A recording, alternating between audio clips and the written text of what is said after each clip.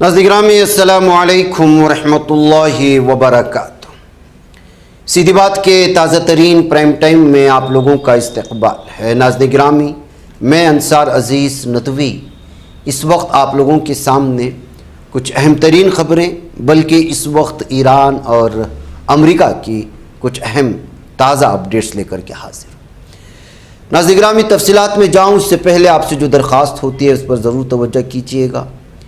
سب سے پہلے، کیا ٹرمپ نے ایران سے ڈر کر کے اپنا اگلا حملہ روکا، یا پھر جیسے ٹرمپ کا یہ دعویٰ ہے کہ ایران نے درخواست کی کہ حملے کو روکے، ہم معاہدہ کریں، مذاکرات پہ آئیں گے اس وجہ سے؟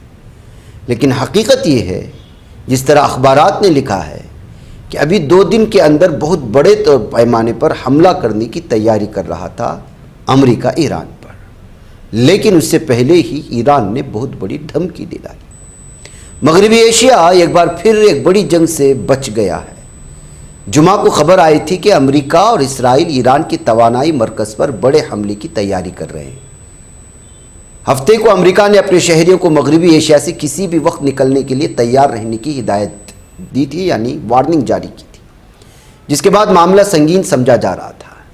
اس کے پیش نظر ایران نے بھی واضح انتباہ دیا کہ اگر حملہ ہوا تو جواب صرف امریکہ یا اسرائیل تک محدود نہیں رہے گا، بلکہ سعودی عرب، متحدہ عرب امارات، قطر اور پورے خلیجی خطے کے توانائی کے مراکز بھی نشانے پر ہوں گے۔ یعنی جتنی دھمکی امریکہ دے رہا تھا اس سے زیادہ سخت دھمکی ایران نے بھی دی تھی۔ اس کے بعد سب سے زیادہ بے چینی سعودی عرب میں بڑھ گئی۔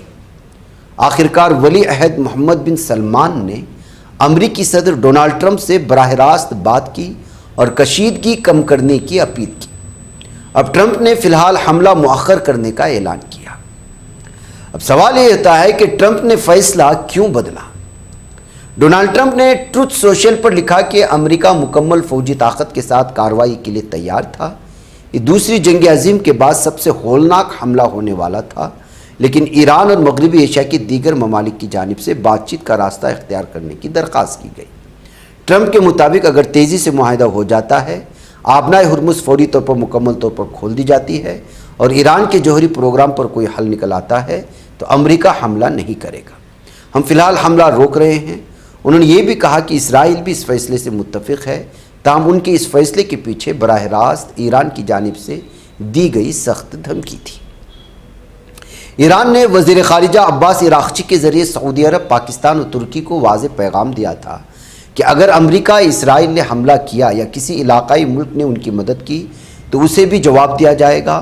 اس کے بعد ایران کے اعلیٰ سیکورٹی ادارے سے وابستہ نور نیوز نے دعویٰ کیا کہ امریکی حملے کی صورت میں سعودی عرب اور متحدہ عرب امارات کے تیل کے ذخائر، قطر کے گیس فیلڈز اور اسرائیل کے توانائی کے ڈھانچے کو نشانہ بنایا جائے گا۔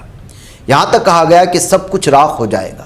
یہی وہ انتباہ تھا جس نے سعودی عرب کی تشویش میں اضافہ کر دیا۔ ایکسکیوز کی ایک رپورٹ کے مطابق امریکی حکام نے بتایا کہ سعودی ولی عہد محمد بن سلمان نے ہفتے کے روز ٹرمپ سے فون پر بات کی، ممکنہ حملے پر تشویش ظاہر کی اور فوجی کارروائی روکنے کی اپیل کی۔ انہوں نے امریکہ سے منصوبے کی واضح معلومات بھی طلب کی۔ صرف سعودی عرب ہی نہیں بلکہ قطر، متحدہ عرب امارات، ترکی اور پاکستان بھی مسلسل امریکہ اور ایران دونوں پر کشیدگی کم کرنے کے لیے دباؤ ڈال رہے تھے۔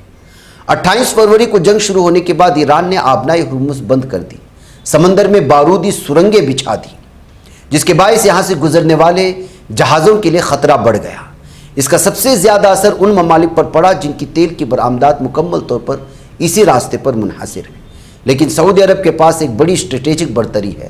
یہ خلیج کا واحد بڑا ملک ہے جس کی رسائی خلیج فارس یعنی پرشین گلف اور بحر احمر، ریڈ سی دونوں تک ہے، یعنی اس کے مشرق اور مغرب دونوں جانب سمندر ہے۔ جب آبنائے ہرمز بند ہوئی تو سعودی عرب نے اپنے ایسٹ ویسٹ پائپ لائن کے ذریعے تیل کو براہ راست مغرب میں واقع یمبو بندرگاہ تک پہنچایا اور بحر احمر کے راستے دنیا کو تیل فروخت کرنا جاری رکھا تھا۔ یعنی آبنائے ہرمز پر دباؤ بڑھنے کے باوجود اس نے متبادل راستہ اپنا کھولے رکھا۔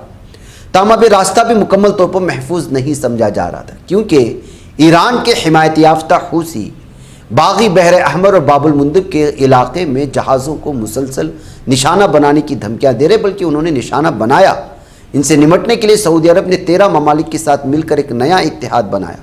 ممکن ہے سعودی عرب کو یہ اندازہ ہو گیا ہو کہ اگر اس بار جنگ بڑھی تو پھر حوثی باغی بے قابو ہو جائیں گے اور اس کے جہازوں پر حملہ کریں گے۔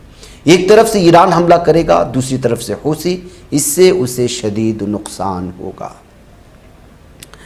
امریکہ ایران کے درمیان کشیدگی کا اثر عالمی منڈیوں پر بھی واضح طور پر نظر آ رہا ہے۔ جولائی میں برینٹ کروڈ تقریباً 24% مہنگا ہوا۔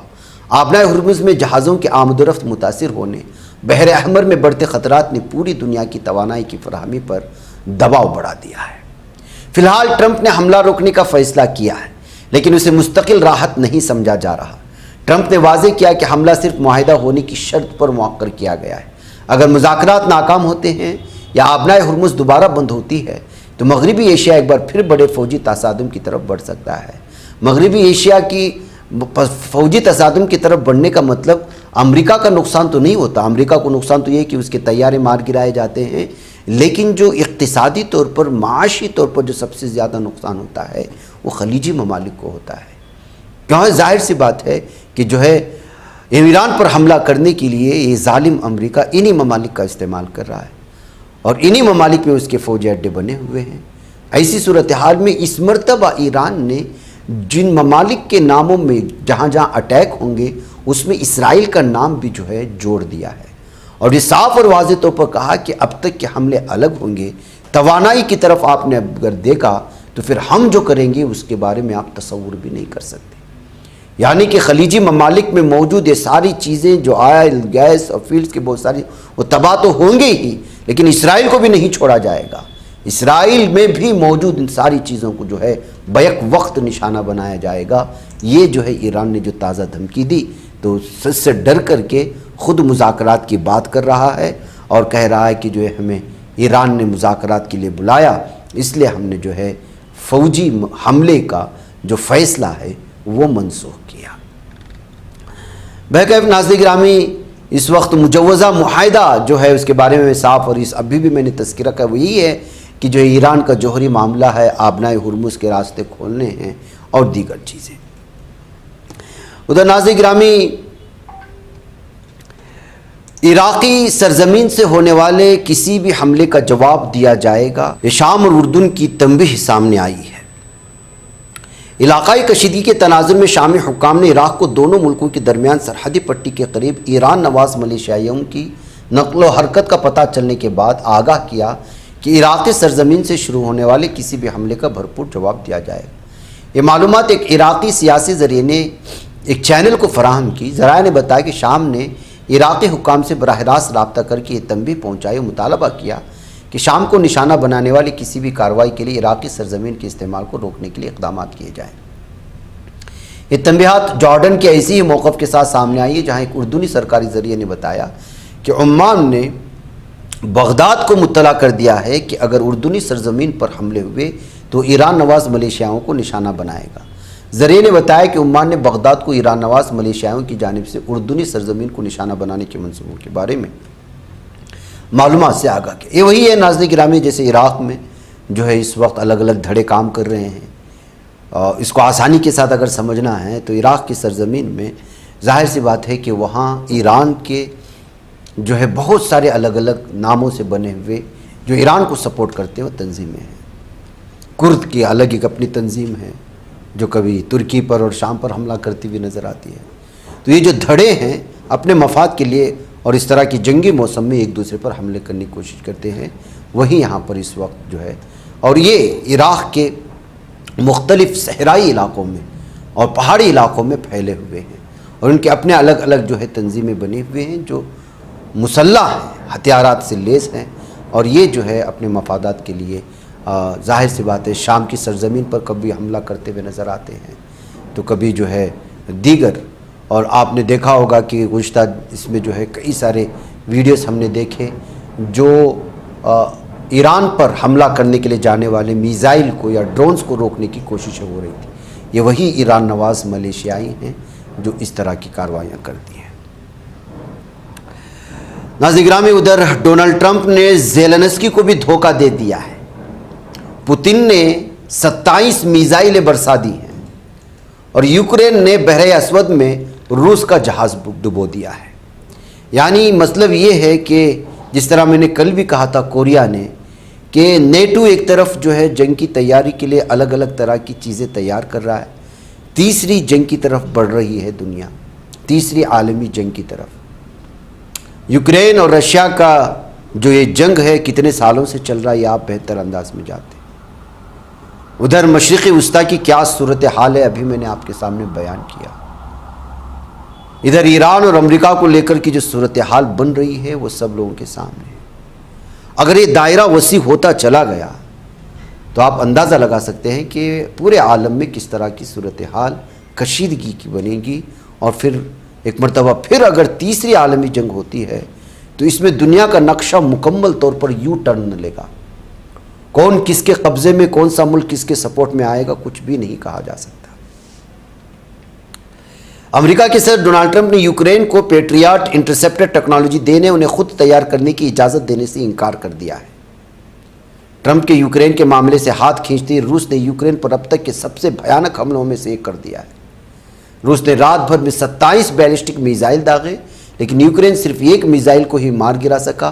باقی 26 میزائلوں نے کیف میں سمیت کئی شہروں میں زبردست تباہی مچائی ہے۔ اس حملے میں کم از کم 9 افراد ہلاک ہوئے، 30 سے زیادہ زخمی ہوئے۔ جواب میں یوکرین نے بحر اسود میں روس کے ایک بڑے کنٹینر جہاز کو ڈبو دیا۔